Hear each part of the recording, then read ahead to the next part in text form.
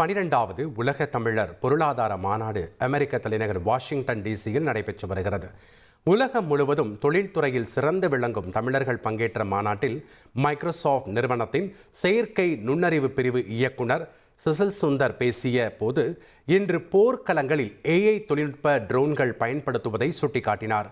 AI மற்றும் quantum தொழில்நுட்பங்கள் வளர்ச்சி, அதனை கற்பதன் மூலம் முக்கியத்துவம் குறித்து மாநாட்டில் பேசப்பட்டது.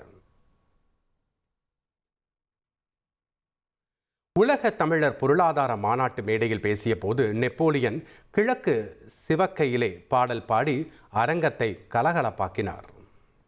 ஐயா கலங்காதே, நம்ம சூரிய உடையாதே, பூமஞ்சம் நினைக்காதே, நீ ஒரு நாள் மட்டும்தான் இந்த உசுரு போகாதே, இந்த உசுரு போகாதே.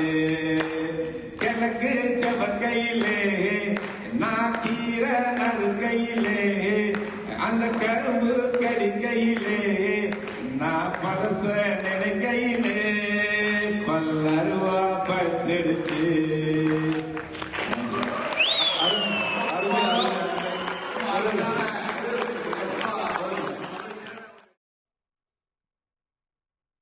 உலக தமிழர் பொருளாதார மாநாட்டுக்கு மத்தியில் முன்னாள் மத்திய அமைச்சர் நெப்போலியன் மற்றும் விடாட் நிறுவனத்தின் சிஇஓ சித் அகமதுடன் எமது சிறப்பு செய்தியாளர் சலீம் நடத்திய நேர்காணலை பார்க்கலாம். உலக தமிழர் பொருளாதார மாநாடு முதல் முறையாக அமெரிக்காவில் நடைபெற்றுக் கொண்டிருக்கிறது. மிக சிறப்பாக நடைபெற்றுக் கொண்டிருக்கிறது. ஆஸ்திரேலியாவிலிருந்து அமெரிக்கா வரை உள்ள தமிழர்கள், பலருக்கு வேலை கொடுக்கும் தமிழர்கள் இந்த கான்ஃபரன்ஸ்ல பங்கேற்றிருக்கிறாங்க என்பதுதான் இந்த கான்ஃபரன்ஸுடைய சிறப்பு. இந்த கான்ஃபரன்ஸுக்கு, இந்த மாநாட்டிற்கு முதுகெலும்பாக விளங்கி கொண்டிருப்பவர் நெப்போலியன் சார் அவர்கள். நெப்போலியன் சார், ஃபர்ஸ்ட் நான் உங்ககிட்ட கேட்க விரும்புறேன், ஃபென்டாஸ்டிக் ரெஸ்பான்ஸ். நம்ம தந்தி டிவி அமெரிக்கா வந்து நேர்லயே பார்த்துட்டோம் அந்த கான்ஃபரன்ஸை. நீங்க நினைச்சது என்ன, இங்க வந்து அவுட்புட் என்ன, உங்களுக்கு திருப்தியா? கண்டிப்பா நாங்க நினைச்சது வந்து என்ன, உலகத்தில் இருக்கிற எல்லா தமிழர்களுடைய நலனுக்காகவும், உலகத்தில் இருக்கிற எல்லா தமிழர்கள், பெரிய பெரிய தொழில் அதிபர்கள், தொழில் முனைவோர்கள், தொழில் தொடங்கணுங்கிற ஆர்வம் உள்ளவர்கள் எல்லாரும் ஒரு இடத்துக்கு வந்தா, அது அமெரிக்காவுக்கு வந்தா, அமெரிக்காவில் வந்து ஆப்பர்ச்சுனிட்டிஸ் இன்ஃபினிட்டின்னு சொல்லுவாங்க. அந்த அளவுக்கு இங்கே நிறைய இங்கே இருக்கு. அதை அவங்க வந்து அந்த கான்டாக்ட், அந்த ஒரு புரிதல் இருக்கும் அவங்களுக்கு. அந்த திறமைகளை அங்கே வளர்த்துக்கலாம். அதுக்காக தான் இந்த இதை உருவாக்கணும். அதான் குறிப்பாக வந்து அமெரிக்காவில் இருக்கிற எல்லா தமிழர்களும் ஒன்று கூட ஒரு மையமாக அது இருக்கணும் அப்படிங்கிறதுக்காக தான் அந்த மாநாடு நடத்தணும். அதில் கண்டிப்பாக நாங்கள் சக்ஸஸ் தான். இது ஒண்டர்ஃபுல் சார். நம்ம தமிழக மக்கள் 30 வருஷத்துக்கு மேலே உங்களை ரொம்ப ரசிச்சு பார்க்குறாங்க. அரசியலாக இருந்தாலும் சரி, சினிமாவாக இருந்தாலும் சரி. சமீபத்தில் சித் சார் வந்து ரொம்ப ஃபேமஸ் ஆகிட்டு வராங்க. இப்போ தமிழ் நாங்கள் 150 படம் நடித்தேன். அதை விட இப்போ அவர் ஃபேமஸாக இருக்கார். அவர் என் நண்பர் தான். அவர் வந்து எனக்கு ரொம்ப பெருமைப்படுற விஷயம் என்னன்னா, அவர் ஒரு தமிழன், அடுத்து திருச்சிக்காரர், நானும் திருச்சி, அவரும் திருச்சி. நானும் சாஃப்ட்வேர் கம்பெனி வச்சிருக்கேன், அவரும் சாஃப்ட்வேர் கம்பெனி வச்சிருக்காங்க. நான் ஏதாவது பேசுவேன், அவர் ஏதாவது பேசுவார். ஸோ அதனால் எங்களுக்கு எல்லாமே ஒரு வேவ் லென்த் ஒத்து போகுது. ஸோ அந்த விதத்தில் சித்து நானும் நண்பர்களாக இருக்கிறது நான் ரொம்ப பெருமைப்படுறேன். அமெரிக்காவில் சிஸ்டருடைய சாஃப்ட்வேர் கம்பெனியை பற்றி ஒரு சில வார்த்தைகள் நீங்கள் சொல்ல முடியுமா? அடுத்து அவர்கிட்ட நான் அவருடைய கம்பெனியை பற்றி அவருக்கு தான் முழுமையாக தெரியும். இருந்தாலும் எனக்கு தெரியும், ஒரு $500 பில்லியன் கம்பெனின்னு தெரியும். அந்த அளவுக்கு பெரிய கம்பெனி, அது நல்லா வளர்த்துருக்கிறாரு. அவர் வந்து அது சம்பந்தமாக நிறைய படிச்சிருக்கிறார், நிறைய ரிசர்ச் பண்ணி அதில் இந்த நாலேஜை ஃபுல் அண்ட் ஃபுல்லாக ஃபோக்கஸ்டாக இருந்து பண்ணியிருக்கிறாரு. நான் பல்வேறு துறையில் இருந்ததுனால அவ்வளோ ஃபோக்கஸ் பண்ண முடியல என்னால். ஆனால் என்னால் முடிஞ்சது என்ன கம்பெனி நான் 25 வருஷத்தில் நான் வளர்த்துருக்கேன். அவருக்கு கிட்டத்தட்ட 20 வருஷமா அந்த கம்பெனியை பெரிய அளவில் வளர்த்துருக்காரு. விடாட் கம்பெனியினுடைய நிறுவர் சித் அகமது அவர்கள். சார், நெப்போலியன் சார் ஏற்கனவே உங்களை பற்றி ரொம்ப நிறைய சொல்லியிருக்காங்க. இப்போ நீங்கள் லேட்டஸ்ட்டாக நம்ம தமிழ்நாட்டிலே ரொம்ப பாப்புலர் ஆகிட்டு வரீங்க. இங்கே நம்ம உலக தமிழர் பொருளாதார மாநாட்டில் நீங்கள் ஒரு பேனலை வந்து ஆங்கரிங் பண்ணீங்க சார். நீங்கள் ரொம்ப முக்கியமான பாயிண்ட் ஒன்று சொன்னீங்க. இங்கே எத்தனை பேர் நீங்கள் தமிழ்நாட்டில் போய் தொழில் தொடங்கி தமிழர்களுக்கு வேலை கொடுக்க போறீங்க அப்படிங்கிற பாயிண்ட்டை முன் வச்சிங்க. தமிழர்கள் அமெரிக்கா வர ஆசைப்படுறாங்க. அவங்க அமெரிக்காவில் வந்து வேலை பார்க்கறது சிறந்ததா அல்லது தமிழ்நாட்டிலே இருந்து வேலை பார்க்கறது சிறந்ததா? நீங்க கேட்ட கேள்விக்கு டைரக்டா நான் பதில் சொல்றேன். அதுக்கு முன்னாடி வந்து ஃபர்ஸ்ட் நெப்போலியன் சார் வந்து எப்படின்னா, is a very kind hearted gentleman. Okay, he always talks very highly about all the other Tamil people and Tamil entrepreneurs. Thank you so much, sir, for your humility.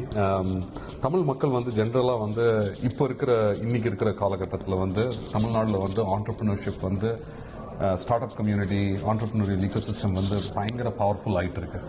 தமிழ்நாட்டில் and plus in India overall. இந்தியாவில் வந்து in fact TN start அப்னு சொல்லி ஒரு இது இருக்குது. அதோட அடுத்த ஒரு மிகப்பெரிய மாநாடு வந்து இப்போ தமிழ்நாட்டில் நடக்க வேண்டியதாக இருக்குது. ஸோ தமிழ்நாடோட ஈகோ சிஸ்டமும் நான் பார்த்துருக்கேன்.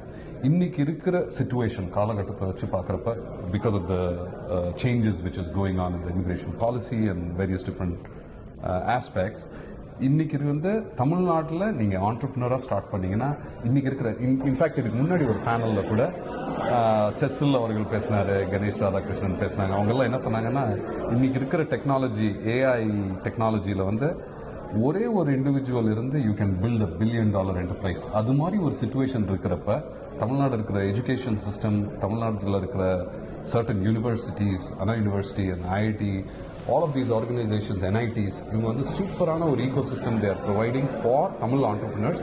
நம்ம தமிழ்நாட்டில் இருந்தே ஸ்டார்ட் அப் பண்ணி they can and the entrepreneurial dream வந்து அச்சீவ் பண்ண முடியும் அப்படின்னு சொல்லி. ஆனால் அதை தவிர வந்து யூஎஸ்ல இன்னும் இந்த கான்ஃபரன்ஸோட சிறப்பே என்னன்னா Tamil entrepreneurs in North America, Tamil entrepreneurs in various different parts of the world. Napoleon sir சொன்ன மாதிரி அமெரிக்கா வந்து எப்படின்னா இன்னும் the spirit of entrepreneurship is alive and kicking and this is a place, this is like the birth place மாதிரி. So இங்கேருந்து நிறைய கற்றுக்கிட்டு இங்கேயும் பண்ணலாம், தமிழ்நாட்டிலையும் பண்ணலாம். பட் தமிழ்நாட்டில் இன்னைக்கு இருக்க இமிகிரேஷன் பாலிசிஸை வச்சு சொல்கிறேன், இட் இஸ் ஃபார் யங்ஸ்டர்ஸ் வந்து எப்படி யோசிக்கணும்னா தமிழ்நாட்டில் நம்ம ஸ்டார்ட் அப் பண்ணோன்னா எப்படி பண்ணலாம் அப்படின்னு சொல்லிட்டு சூப்பராக பண்ணலாம். அதுதான் என்னுடைய கருத்து.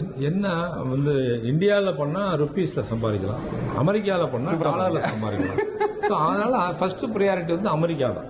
நம்ம தமிழர்களுக்கு வந்து எந்த அளவுக்கு எங்களுக்கு முக்கியத்துவம் நாங்கள் கொடுத்து அவங்கள இங்கே கொண்டு வந்து அவங்கள பெரிய ஆளாக்கணுமோ அதுதான் என்னுடைய ஆசை. நான் வந்து 25 வருஷத்தில் கிட்டத்தட்ட 1000 பேருக்கு வந்து இங்கே நாங்கள் வேலை வாய்ப்பு கொடுத்துருக்கேன். அதே மாதிரி இந்தியாவிலேயும் ஆயிரக்கணக்கான நம்ம தமிழ் மக்களுக்கு தான் வேலை வாய்ப்பு கொடுத்துருக்கேன். ஸோ அந்த வகையில் நாங்கள் தமிழர்களுக்கு தான் முக்கியத்துவம் கொடுப்போம். ஏன்னா நம்ம தமிழ் தான் பிறந்திருக்கிறோம். அதனால் நம்ம நாட்டு மக்களுக்கு நம்ம இளைஞர்களுக்கு வேலை வாய்ப்பு அதிகமாக உற்பத்தி கொடுக்கணும், அது பண்ணி கொடுக்கணுங்கிற அந்த அதிக ஆவல் எங்கள் 2 பேர்த்துக்குமே இருக்குது. நீங்களும் சிஸ்டரும் வந்து ஆயிரக்கணக்கில் இளைஞர்களுக்கு வேலை வாய்ப்பு கொடுக்கறவங்க, வேலை வேணும் அப்படின்னு சொல்லி ஆசைப்பட்டு நமக்கு வேலை கிடைக்காதா அப்படின்னு சொல்லி ஏங்குற தமிழர்கள் தந்தி டிவி வாயிலாக அவங்க 2 பேரையும் பார்த்துட்டு இருக்காங்க. என்ன மாதிரி குவாலிட்டிஸ் அவங்க காலேஜ் படிக்கிற டைம்லேயே வளர்த்துக்கிட்டா உங்களை மாதிரி மிகப்பெரிய நிறுவனங்கள்ல அவங்க வேலை செய்யலாம்? பிடெக்கு இல்லைன்னா எம்எஸ் இல்லைன்னா எம்சிஏ இப்படி மினிமம் குவாலிஃபிகேஷனே வந்து பிஜி தான் தேவைப்படுது. இந்த பிஜி இருந்து அதுக்கு திறமைகளை வளர்த்துக்கிட்டு அதிகமாக கோர்ஸு, இந்த சேல்ஸ் கோர்ஸு, சர்வீஸ் நவ், .NETன்னு நிறைய கோர்சஸ் இருக்குது. அதெல்லாம் அடிஷனலாக படிச்சுக்கிட்டா தான் வேலை வாய்ப்பு அதிகமாக கிடைக்கும். இப்போ இந்த ஏஐ வந்துருச்சு.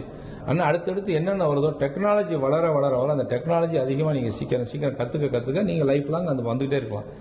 நீங்கள் காலேஜில் படித்த படிப்பை மட்டும் போதும் நம்பி இருந்தீங்கன்னா வேலை கிடைக்கிறது ரொம்ப கஷ்டம். ரொம்ப முக்கியமான பாயிண்ட் சொல்லியிருக்கீங்க சார். உங்களுடைய கருத்து சார்?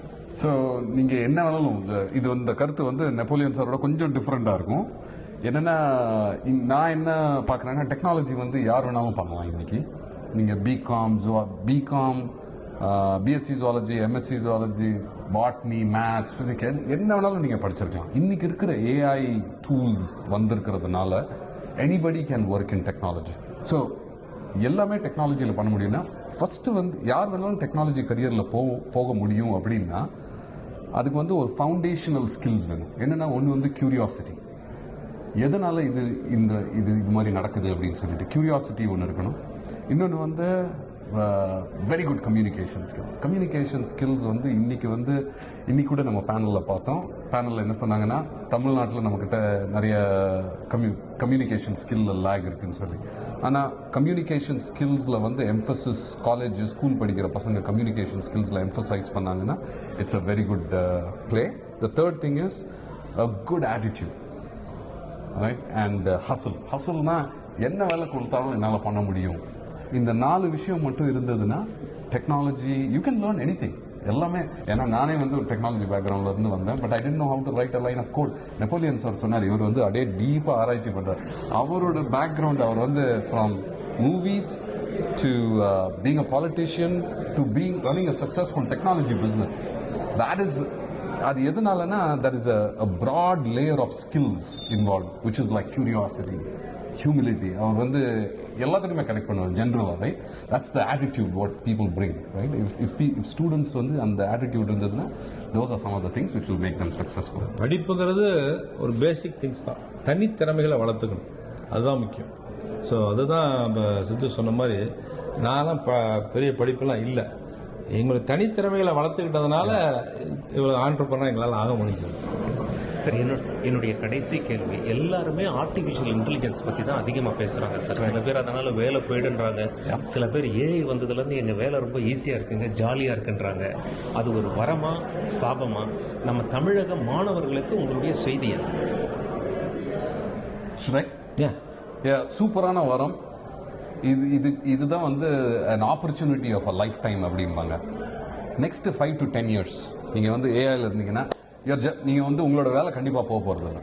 ஓகே, யாருக்கு வந்து வேலை கிடைக்க போகுதுன்னா என்ன ஒரு பேசிக் ஸ்கில் வச்சிருக்கீங்களோ அதோட ஏஐ ஸ்கில்ஸ். ஏஐ வந்து நீங்க பெருசா ப்ரோக்ராமிங் அதெல்லாம் கத்துக்கணும்னு இல்லை, ஏஐ யூஸ் பண்ண ஆரம்பிங்க, that is more then enough. that will improve overall. Employers generally என்ன எதிர்பார்க்குறாங்க, ப்ரொடக்டிவிட்டி இருக்கணும்னு சொல்லி. ப்ரொடக்டிவிட்டிக்கு AI is important. So you're not definitely going to lose a job. நீங்க வந்து you are going to become an AI enabled workforce. உங்க கேள்வியிலே பதில் இருக்கு. ஏஐ வந்து ஜாலியா இருக்கு, நல்லா இருக்குங்கிறாங்கன்னா ஏஐ படிச்சுட்டாங்கன்னு அர்த்தம். ஏஐ வருதே வேலை எல்லாம் போயிருவோங்கன்னா ஏஐ படிக்கலன்னு அர்த்தம்.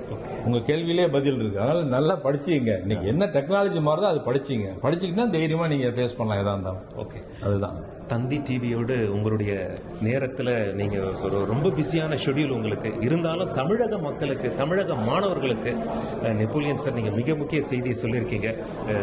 உதாரணம் சொல்கிறேன், இப்போ நீங்கள் இந்த கேள்விக்கு சொன்னேன், வந்து ஏஐ பற்றி எனக்கு என்னன்னு தெரியாது, ஆனால் எனக்கு கற்றுக்கணும்னு ஆசை இருக்குது. எனக்கு அது படிப்புக்கு சம்மந்தம் இல்லை, கற்றுக்கணும்னு ஆசை. நான் வந்து சேட் ஜிபிடிலையும் நான் பார்க்குறேன், பர்ப்ளெக்சிட்டியை யூஸ் பண்ணுறேன். பர்ப்ளெக்சிட்டி யூஸ் பண்ணிவிட்டு அது நம்ம ஊர் தமிழ்காரர் தான் அதை உருவாக்கியிருக்காரு. 3 வருஷத்துக்கு முன்னாடி தான் 2024 தான் அந்த கம்பெனி ஆரம்பிச்சிருக்கிறாரு. இன்றைக்கி வந்து 16 பில்லியனுக்கு போயிருக்கு. அவர் வந்து கூகுளோட போட்டி போட்டுக்கிட்டு இருக்காரு. அந்த அளவுக்கு வளர்ந்துருக்காரு. ஒரு தமிழன் தான் வளர்த்துருக்கிறாரு. ஸோ அதனால் இப்போ எனக்கெல்லாம் தெரியாத விஷயத்தை நான் தெரிஞ்சுக்கணும் ஆர்வமாக இந்த வயசுல நான் கற்றுக்கிறேன். எனக்கு 62 வயசு ஆயிடுச்சு. இன்றைக்கி நான் போய் ஆர்வமாக கற்றுக்கிறேன். அது மாதிரி இன்றைக்கி இளைஞர்கள் வந்து என்னென்ன டெக்னாலஜி வருதோ அட்வான்ஸாக எல்லாத்தையும் கற்றுக்குங்க. அதுதான் உங்களுடைய ஃபியூச்சராக இருக்கும். மிகப்பெரிய சாதனைகளை நீங்கள் 2 பேரும் பண்ணியிருக்கீங்க. மிக முக்கியமான தகவல்களை தமிழக மக்களுக்கு சொல்லியிருக்கீங்க. நெப்போலியன் சார், வரலாற்றிலேயே முதல் முறையாக உலக தமிழர்களை நீங்கள் அமெரிக்காவில் ஒன்று சேர்த்திருக்கீங்க. ஒரு மிகப்பெரிய சம்பவம் இங்கே அரங்கேறி கொண்டிருக்கிறது. அதுவும் ஒரு டஃப்பான டைம் நமக்கு. இந்தியாவுக்கும் அமெரிக்காவுக்கும் பல உரசல்கள் இருந்தாலும் தமிழர்கள் எப்படி ஒரு பாலமாக இருக்கலாம் அப்படிங்கிற ஒரு சிறந்த எடுத்துக்காட்டாக நீங்கள் வந்து நடைமுறையில் காட்டிக் கொண்டிருக்கிறீர்கள். தமிழக மக்களிடம் தந்தி டிவி வாயிலாக மிக முக்கிய கருத்துக்களை பகிர்ந்து கொண்டீர்கள். மிக்க நன்றி சார்.